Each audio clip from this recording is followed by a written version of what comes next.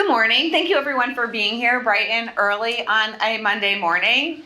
You know we are discussing an incredibly important issue when you can fill a room at 9:30 on a Monday morning with this many statewide leaders. So I am Jennifer Leeper and I serve as the co-chair of the Education Committee, and I'm thrilled to be here to continue to highlight the importance of properly funding our schools here in Connecticut. I can't imagine anything more essential than ensuring that our next generation is set up for success. And I think that is expected coming from the education co-chair, but I've been so grateful to have the incredibly strong voice of Joe DeLong, who represents CCM, in talking about the importance of this issue, also for our municipalities and from the perspective of tax relief for our property taxpayers. So Joe has been shouting from the rooftops in the most respectful way, but really is in very large part responsible for having brought this coalition of folks together to lead the charge on funding our schools. And so with no further ado, I'm very happy to introduce Joe this morning. Thank you.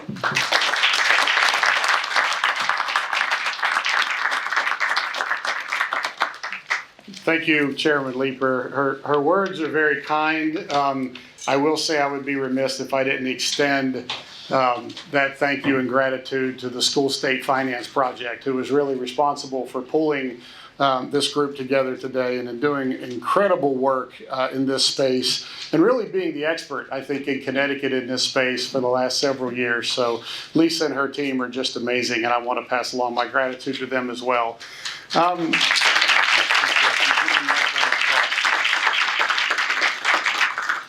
So last week, when the governor announced his blue ribbon panel, I think some of you or some others may speak to that in a bit. You may hear more about it. One of the speakers was Kate Diaz of the Connecticut Education Association. And Kate made a great point that I think we don't talk about enough. And that is that Connecticut is ranked in the top 10 in the country in what we spend per pupil in public education. And that is a great thing. There are massive disparities. There are some communities that spend much more than others, so it creates significant disparities. But we do invest in education because it's something that's important, and the fact that it's a high-cost state is going to keep our ranking higher as well. But what we don't talk about is we're in the bottom 10 in the proportional share that the state spends on that per pupil education funding. So while education is a commitment that has been made and held up at the local level for many years, it is also something because of a formula that hasn't been adjusted in over a decade that ranks our state near the bottom in proportional share of education spending with the rest of the nation. Statistically, Massachusetts actually spends 40% more at the state level per pupil in its lowest 10 spending districts than Connecticut does. And by the way, in Massachusetts' most expensive spending districts, it still spends 2.5% more than what Connecticut does. Now, I will tell you that I am encouraged by the recognition of this issue in this building.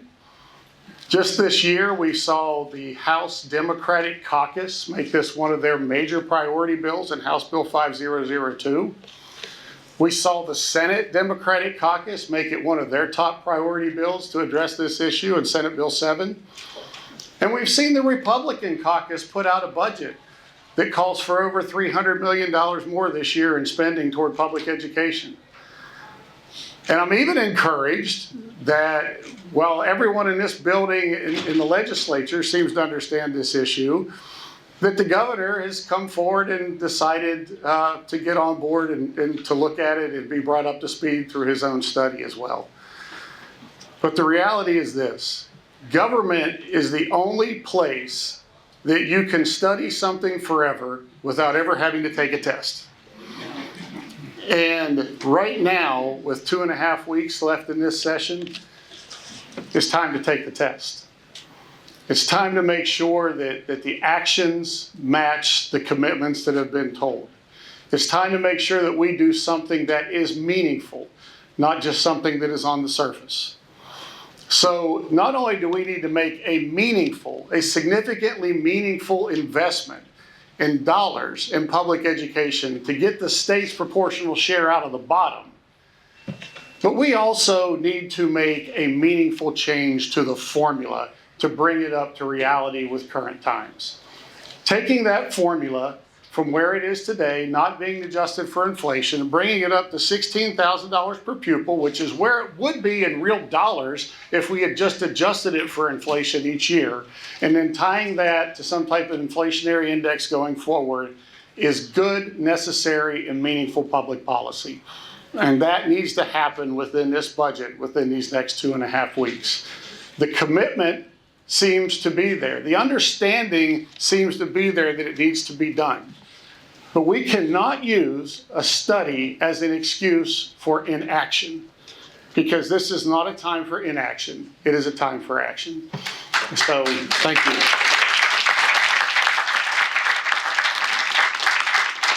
Out of respect, I'm going to be brief. I'm going to end there because you have several wonderful speakers, but I want to thank all of you for being here, and I want to thank Representative Leeper for being such a great leader on this issue. Thank you.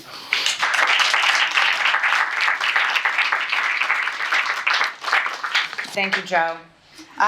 Next, I am humbled to introduce the former House co-chair of the Education Committee and current mayor of New Britain, Bobby Sanchez.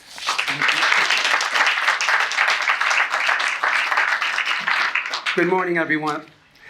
So as a former state representative and serving on the Education Committee for almost 14 years and former co-chair, I know the challenges that we face here in the state of Connecticut.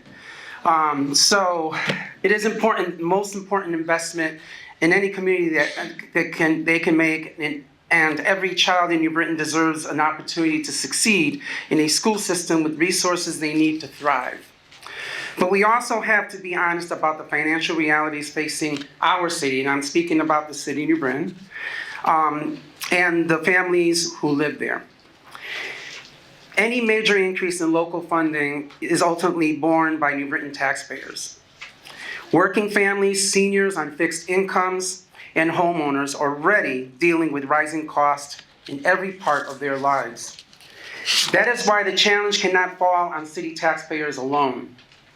The scale of the need we are discussing today is the result of years of underinvestment that no single municipal budget can solve in 1 year.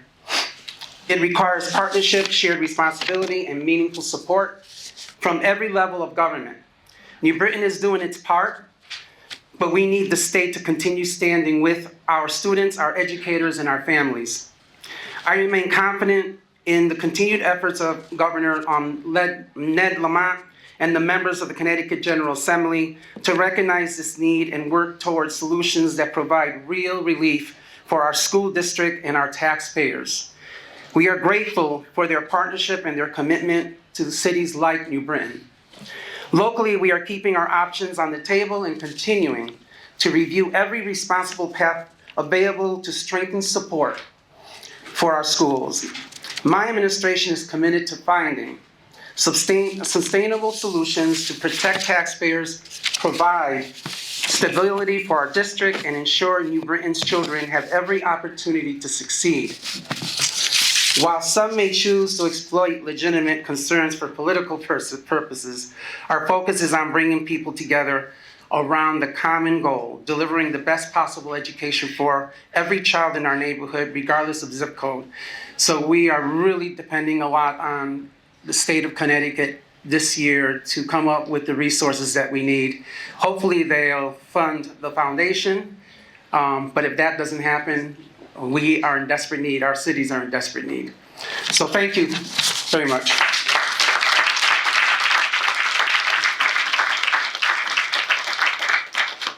Thank you, Bobby. Next, we have the chair of the Thompson Board of Education, Jessica Bolt. Right behind me, perfect. Good morning. My name is Jessica Bolte, and I serve as the chair of the Thompson Board of Education in Windham County, a small district in the quiet corner of Connecticut. And I want to speak today about what funding decisions look like from the other end, from a district that has little to no margin. Let me start with a number, $11,525, and that's the foundation level the ECS formula uses as a baseline cost to educate one Connecticut student. That figure has not kept pace with what it actually costs to run a school in 2026.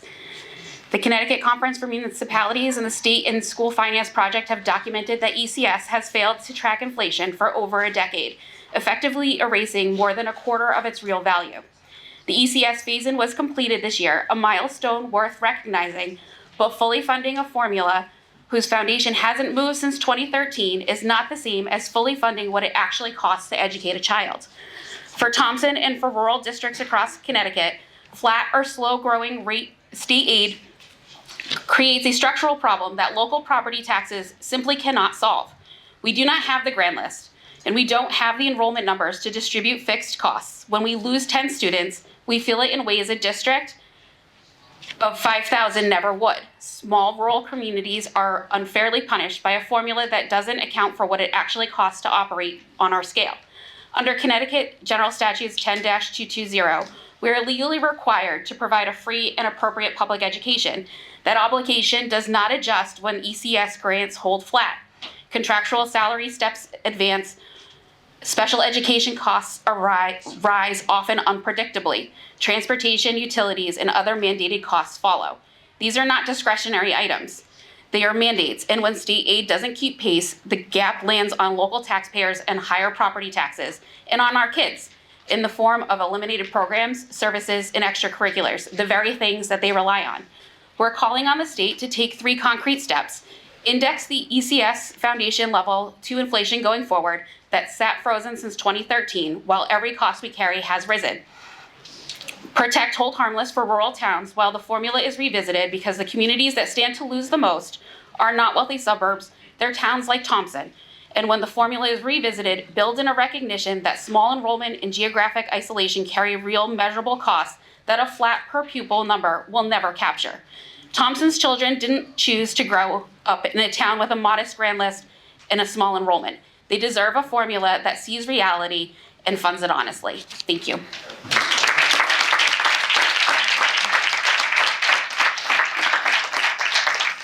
Thank you, Jessica. Sorry, I mispronounced your last name. And now I'm a little worried for the next one.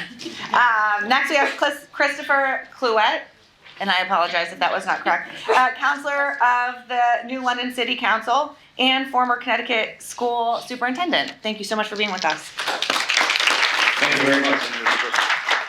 As a veteran educator, bilingual teacher in Bridgeport, high school principal in Bristol, superintendent in New London and Shelton, and former state chair of the Connecticut Association of Urban Superintendents, and currently a city councilor in New London, I am here to add my voice to the great work that the leadership is doing, and also the great work that the School and State Finance Project is doing. I really appreciate their fine work. As you know, education is not a nostalgia project. It's an intergenerational future building project, a future Connecticut's children will inherit from us. I visited schools in China on multiple occasions. There, students and teachers have a strong focus. They are focused on a nation-building project. In our own imperfect but special American way, we need a future-building focus in our nation and in Connecticut. Liberty and justice, and let me add prosperity for all, flourishes from the seeds we plant and nurture in the garden of education. Resources are needed. Enduring and meaningful partnerships with businesses, nonprofits, and communities are essential to the project of building a future in these times of turmoil and uncertainty and potential. That project includes, along with our youth, dedicated professional teachers who deserve professional salaries. We cannot complain about that. It is hardly news that costs are rising for businesses, government, for families, and for schools.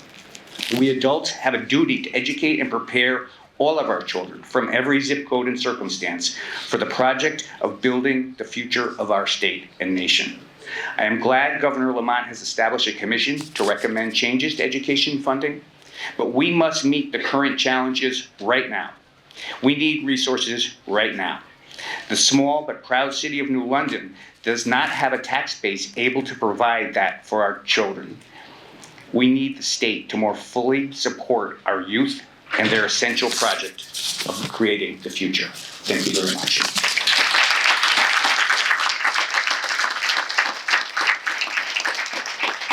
Thank you, Christopher.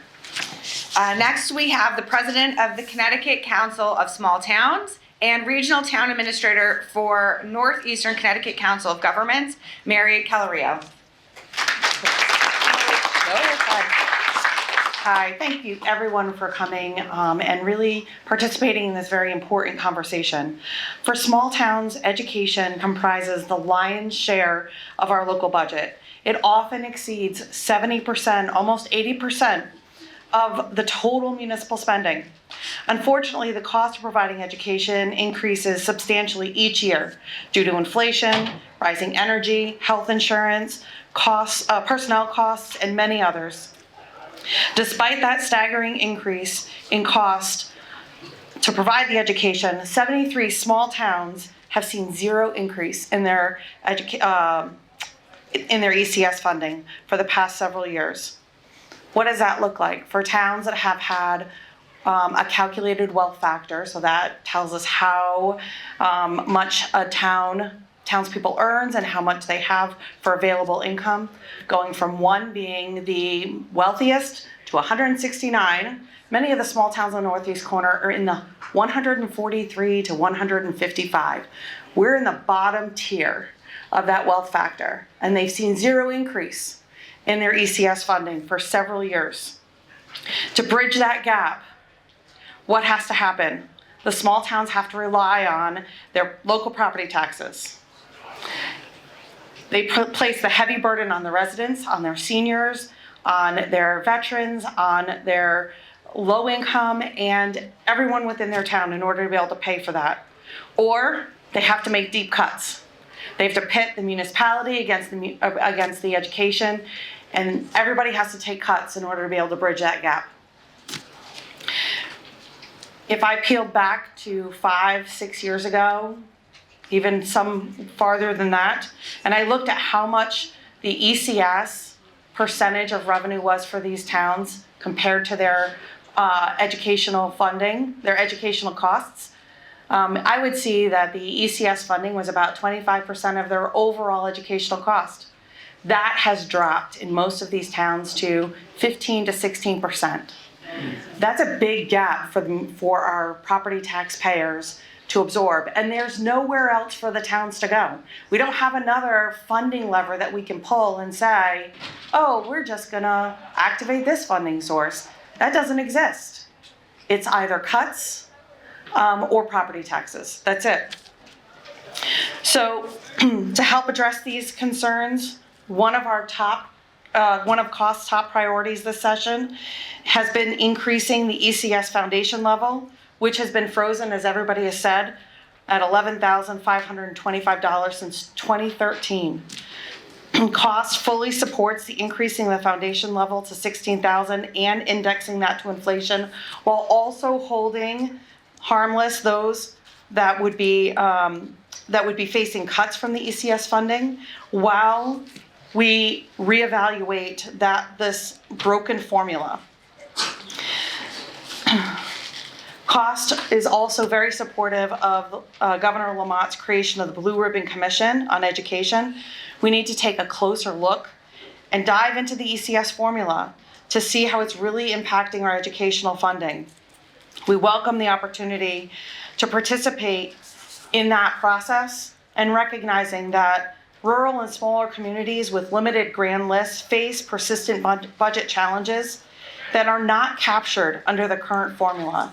And we are looking forward to collaborating on solutions that will provide equitable and sustainable education funding for the years to come. Thank you.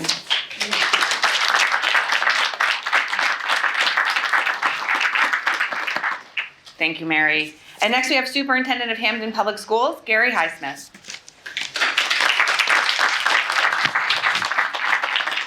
Good morning.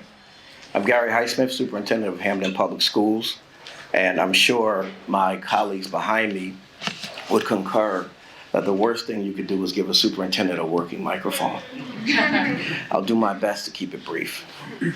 There's a saying in organizational psychology that every system is perfectly designed to get the results that it does. Unfortunately, the funding of public schools in the state of Connecticut is the best example of that, and that the funding system places way too much of a burden on local taxpayers. Some of you may know that Hamden has the highest per capita tax rate in the state of Connecticut. And I believe the third highest mill rate in the state of Connecticut. Towns like Hamden cannot be asked to place further burdens on its tax-paying residents, many, if not most of whom, are already facing significant increases in living expenses. Yet, I'm in a position as superintendent, and the Board of Education is in a position where we're stuck in a system that relies far too heavily on local taxpayers. And therein lies the catch-22.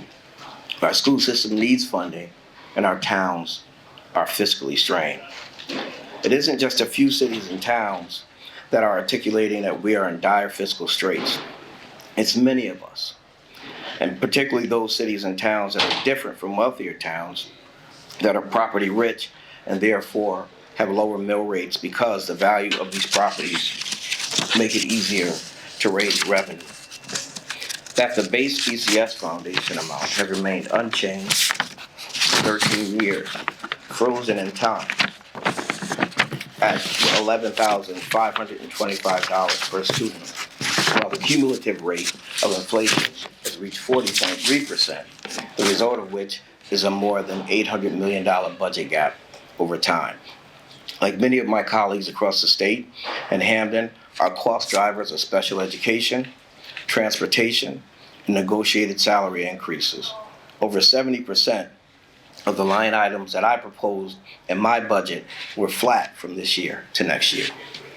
While it brings me no joy to say that we're not looking to add programming or staffing for next year, it's a reality that we have to deal with. And let me be very clear.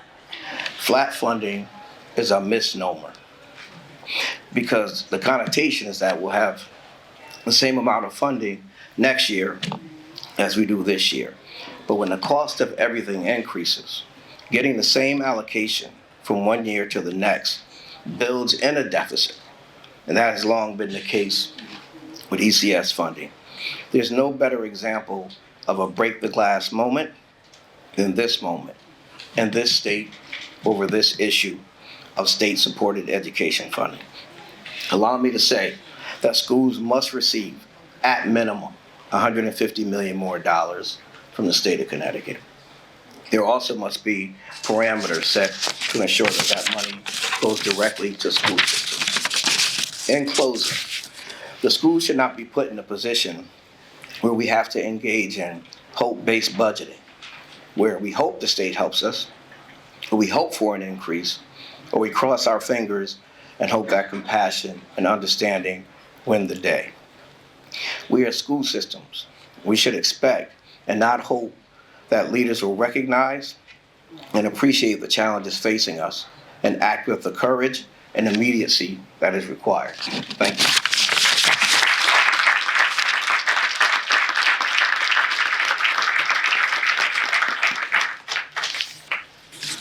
Thank you, Gary, for really putting a fine point on what a loss of potential. All the brain power and energy in this room that could be spent on thinking about how to further our children, challenge them, support them. Instead, every year is spent on figuring out where are we going to cut and how are we going to do more with less. Thank you. Next, we have the CFO of New Haven Public Schools and Assistant Majority Leader on the Hartford City Council, Amilcar Hernandez. Thank you. My name is Amilcar Hernandez. I am the CFO for New Haven Public Schools and the Assistant Majority Leader for Hartford City Council. The communities I serve are facing a severe affordability crisis that is impacting our families, school districts, and municipalities. The cost of educating students has risen significantly, and local communities cannot continue absorbing those increases on their own.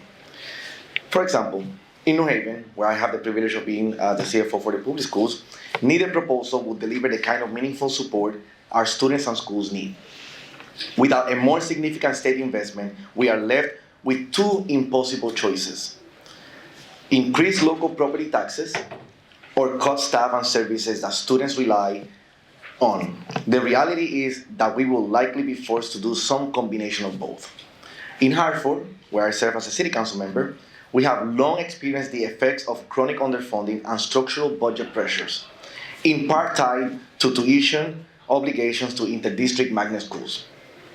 That has created a permanent strain on the city's finances that too often pits public schools operators against one another in ways that are neither productive nor fair to students.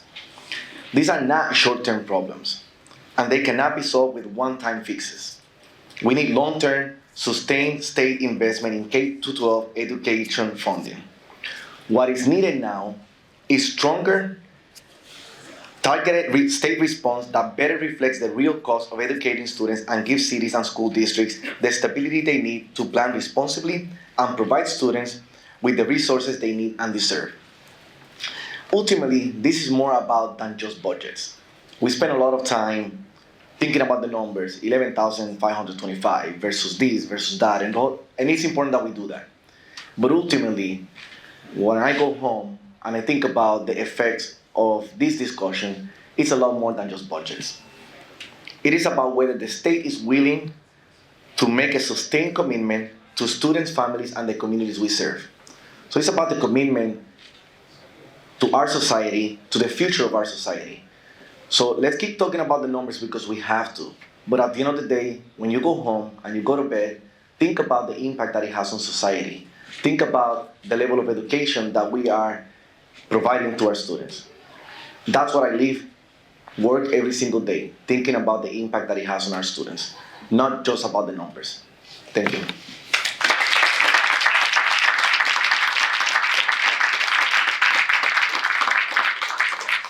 Thank you so much. And our final speaker is a very consistent and passionate and appreciated champion for more equitable education funding, the Mayor of New Haven, Justin Ellinger.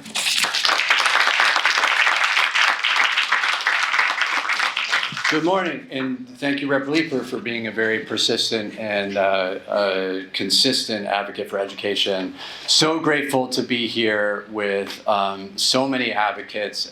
How many times, Mayor Passero, have we been up at the Capitol last year and this year advocating for educational funding? The time is now. The time is now. And folks that have been following this have heard from preachers, they've heard from teachers, they've heard from advocates, they've heard from mayors, they've heard from first selectmen, they've heard from superintendents, they have heard from students. Thousands of people coming up to the Capitol, Republicans, Democrats, independents, small towns, big cities, everyone across the state asking for more education funding. Everyone across the state. It couldn't be clearer that the time is now. And we need to finally address the funding challenges that so many of our communities are suffering from. The state's used an outdated funding formula, and it hasn't changed since 2013. You know what else hasn't changed since 2013? Nothing. Nothing.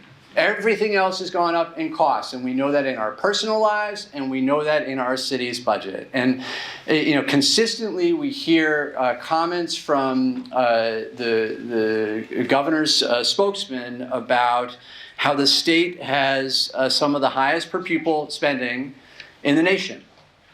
But we don't hear about how the state has some of the lowest state share of education funding in the nation. We hear about how educational achievement in Connecticut is one of the highest in the nation. But we don't hear about how educational inequity in Connecticut is one of the lowest in the nation.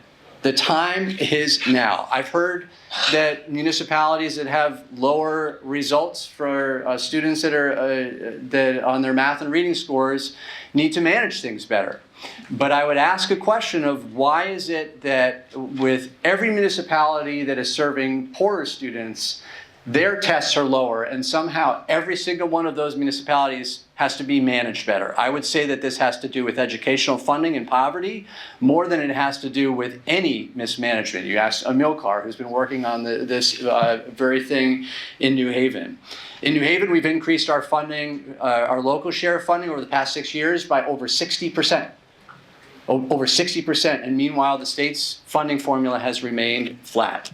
And just to give you an idea in New Haven about what our students are facing, we have 46 school counselors for 18,000 students.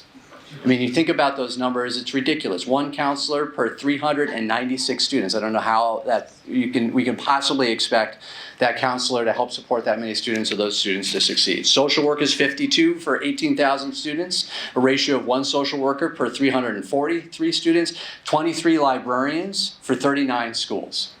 The time is now, and we have seen a light at the end of the tunnel. I'm so heartened by the work that Senator Looney has done to really put a stake in the ground and say we want to work on this issue with Senate Bill 7.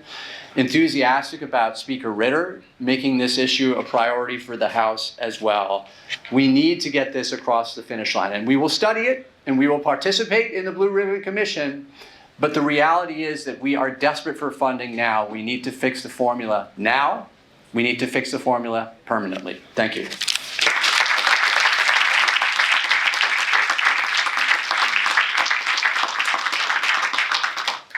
Okay, questions for anyone who spoke or others? Oh, I have a question. Either for you or one of the mayors about, Sure. I think the governor's plan, Democrats, I think even the Republican budget has more money for education. Which one do you like better, and are they still short of what's needed? Well, I'm not sure in terms of the governor's plan. The governor's plan I see is to study something, and I think the governor said at a minimum in budget negotiations that he was saying that the floor would be $100 million. I believe that's what he said on Thursday. He said a floor at $100 million. I talked about studying something forever and never taking a test. Let me tell you, $100 million put into ECS, $100 million put into education this year is probably a D-. I don't think we're getting to an A+ this year, but we should at least shoot for a C. The Republican budget obviously called for, again, I said over $300 million in investment. I think that speaks to the bipartisan nature of really doing something. We've heard numbers at like 180 million. I think 180 million should be a floor, not a ceiling.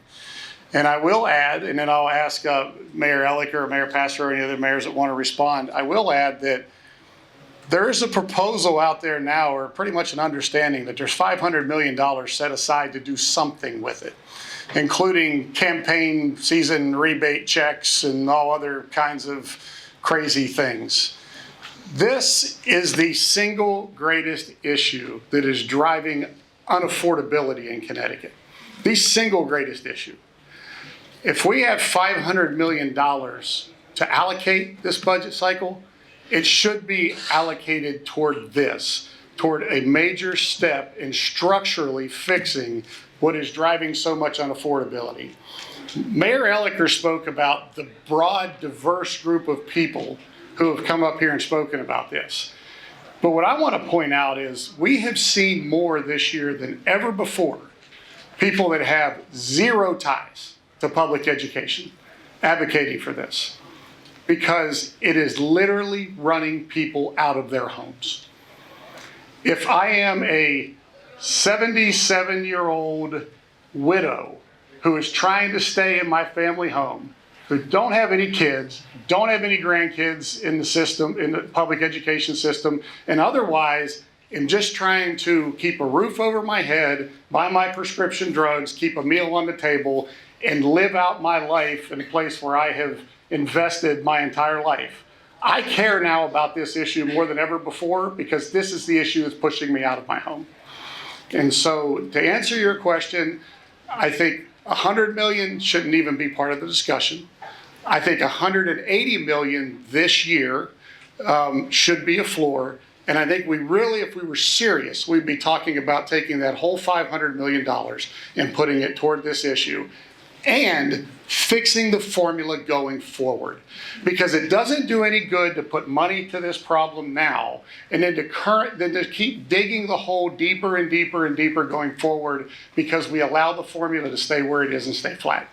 So, mayors, do you have any follow-up to that?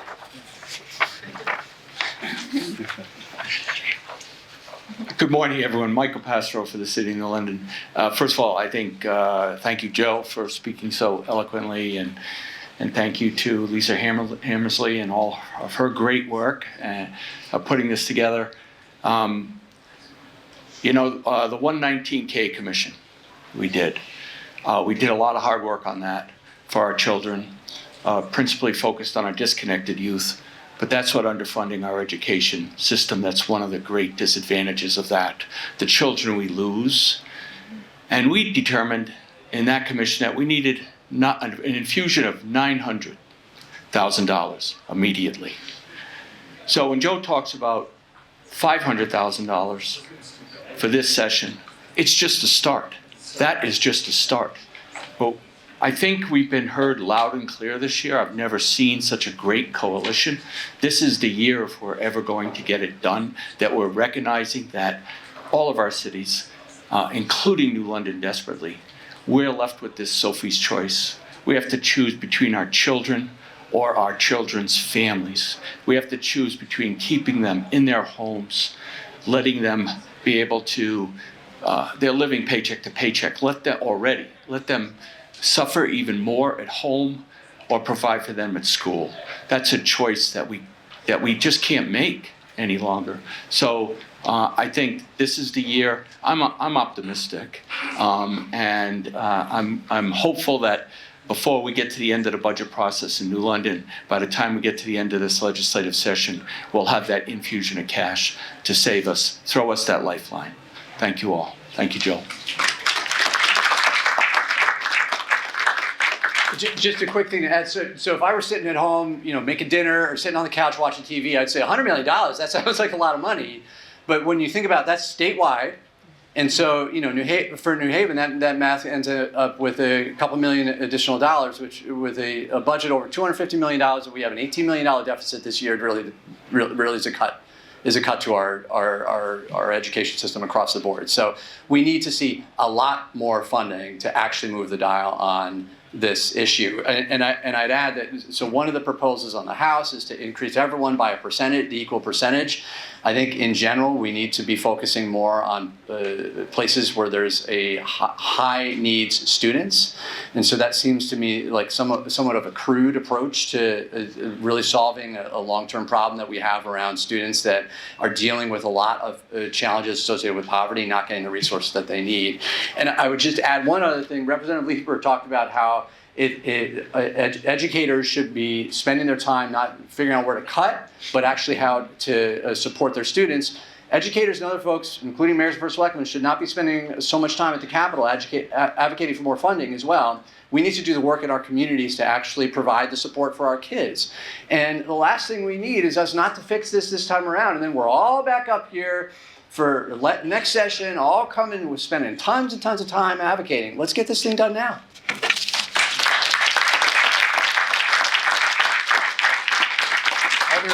Other questions? Yeah, this might be for Rep. Leeper. So given that the Republicans have this $300+ million kind of offer on the table for school funding, why haven't the Dems matched that? And is there a possibility that you all are going to be able to meet or surpass that before the end of the session? So I think the $300 million from the Republicans is somewhat late in the game being offered up. We just got that, right? And I think probably the conversation's happening with where they're getting that from. So who are they cutting to find those dollars? I will just speak for House Dems and Senate Dems. We are eager to get every dollar we possibly can. And we've been looking at the $500 million that the governor set aside for affordability cuts to give back to our schools, and through that, provide property tax relief for our district. So as the co-chair of the Education Committee, I would be thrilled to get $300 million back to our schools and municipalities. So just to be clear, the $500 million is not only for schools, but also for property tax rebates. Is that right? So I can't speak for the full 500. That's what I think is being negotiated with the governor's office. I will happily champion any amount of that money, a maximum amount to go for our schools. And I think it's really important that it is targeted to our schools, and then from that relief, our property tax payers feel it. Mayor Sanchez, can you comment on your budget on the city and how much money do you have in it for education and what are you looking for from the state to fill that gap? Well, 180 million sounds great at this point as a floor. I would really love to see the foundation raised by a couple of thousand. I don't think that's going to happen this year. In the city of New Britain, we have gone for over a decade of flat funding on the city side. This year I was able to get about $1 million that would be part of the minimum budget requirement, which is something that will continue on for the next year, couple of years, and I'm looking at ways of how the city of New Britain can add to that moving forward. But we can't do it without the state's help. We definitely need, and people talk about the 500 million that's set aside. We also have to look at there are other issues that are happening here in the state of Connecticut. I worked as a former director of a homeless shelter, and I can tell you that if we go up on property taxes, that means rents will go up. That means the people that are on fixed budgets may be homeless. And that number will increase. We've been told it could increase by 10%. And we're already seeing that in the city of New Britain. This past winter, when it came to homelessness, we had an overflow shelter that started off with 30 people and ended up with close to 50. So the increase is happening. And so we can't rely on property taxes anymore. We definitely need the state's assistance. And 180 million as the floor is great. If we can get 300 million, even better. But I have to point out that 500 million is also being considered for other programs that are desperately needed. And do you agree that if the money is short, that you would either have to raise property taxes or cut services in the school system? I would not want to raise property taxes, because if we raise property taxes, we're going to have to deal with other issues in the city of New Britain. So we're really dependent on this help from the state. Given the time constraint, and you were talking about $100 million being a D- plan, what would be a C, B, A, realistically speaking between options? Well, I think two things realistically. One, you have to fix the formula. You don't have to fully fund the formula after it's fixed, but you have to get a true working formula down. So if the formula was taken from the little over 11,000 per student and taken to 16,000, it's not an increase. That is in real dollars the same as it was in 2013. And then tying that formula to inflation going forward, at least we wouldn't be back here again. We would be having conversations about getting to full funding of the formula over time, but at least we would have a reasonable working formula in place where we wouldn't make things better and then immediately dig the hole again. So that's just policy. That's not even the funding piece. That's just the policy piece. And to me, for anybody who thinks it's unreasonable to do the policy this session, I really don't understand that. Policy is policy. Fix the policy. It took us many years to get to full funding of the 2013 formula. It wasn't fully funded in 2013. If that formula had an inflationary adjustment on it, we wouldn't even be talking about fixing the formula, because today that foundation would be 16,000. It would be inflation going forward. So that's the first piece of this, is just to fix the formula. In terms of the funding side of it, make a real meaningful investment to start catching us up and to provide that pressure valve or that relief valve to property taxpayers. What gets us to a C+, B-? I think that 180 million probably does. I mean, I really think if we get to that 180 million mark, the General Assembly has made a significant investment in a non-biennium year of the budget, which I think is important as well. But we can't look at that 180 million and say we've solved the problem. No, we've made a meaningful step before we go into 2027 and have to make, further adjustments to get this all caught up. I think, again, $100 million, I don't think we should even be talking about. I think that if we get up to that 300 million plus mark, I think you're really talking about an A+. But, I made the statement earlier that government is the only place that you can study and never take a test. Well, there's a test the next 2.5 weeks, and the citizens of this state get to grade it. And I think that's what they need to understand, is there's a test on the table right now, an election coming up, they get to grade the test. They get to be the teachers. They get to determine whether this building, whether the people that we elect to be leaders, whether they have passed that test for us going forward and how to move forward in the next year. Anyone else? Great. Thank you all. Thank you again to the School State Finance Project. Thank you.